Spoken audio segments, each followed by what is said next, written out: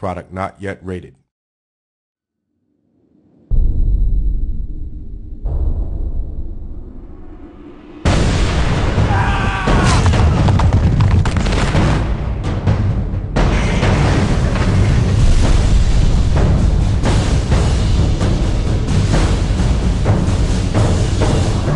Medieval 2 Total War combines strategic warfare on an epic scale and spectacular real-time battles fought on massive, realistic battlefields. Medieval 2's grand campaign spans 5 centuries of medieval war and challenges you to take control of one of 17 great kingdoms and lead them to total domination. You will use diplomacy, espionage, trade, religion, and military might. This is an age of darkness. This is Total War.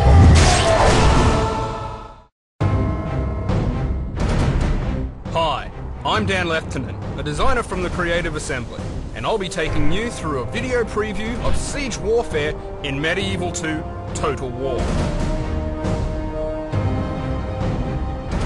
Mastering the strategy of siege warfare will be an important element of your success in Medieval 2's grand campaign. Victorious siege battles are crucial to the expansion of your empire as you seek to take enemy provinces on your path to domination. Deploying a spy to infiltrate the enemy settlement is often a wise first step towards seizing that settlement. If successful, he will give you vital information on enemy defences, troops and food supplies. You may be able to use this information to starve out your enemy and win a war of attrition. However, by maintaining a siege, you risk the arrival of enemy reinforcements.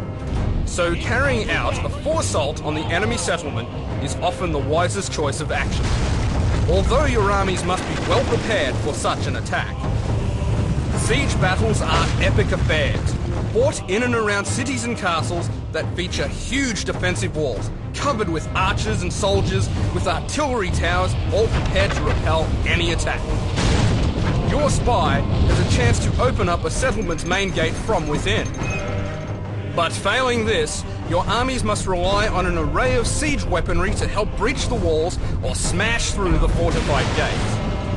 Your armies can raise siege equipment on the battlefield, such as battering rams, ladders, and siege towers. Early on in the campaign, you can also construct artillery to threaten enemy walls, like ballistas, catapults, and later, powerful trebuchets, which can prove effective at penetrating the walls of an enemy stronghold if protected from enemy fire. However, with the discovery of gunpowder, attackers can amass the firepower to overcome even the most formidable defensive walls from a far greater range.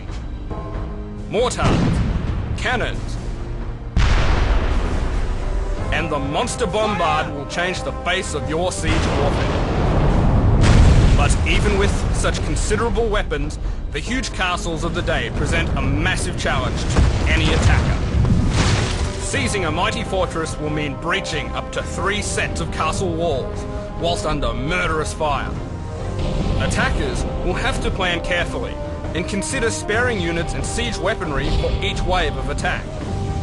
Meanwhile, defenders must choose whether to forfeit their defences and sally out to do battle in open terrain, or hold their ground whilst choosing the right time to fall back to the protection of the inner walls.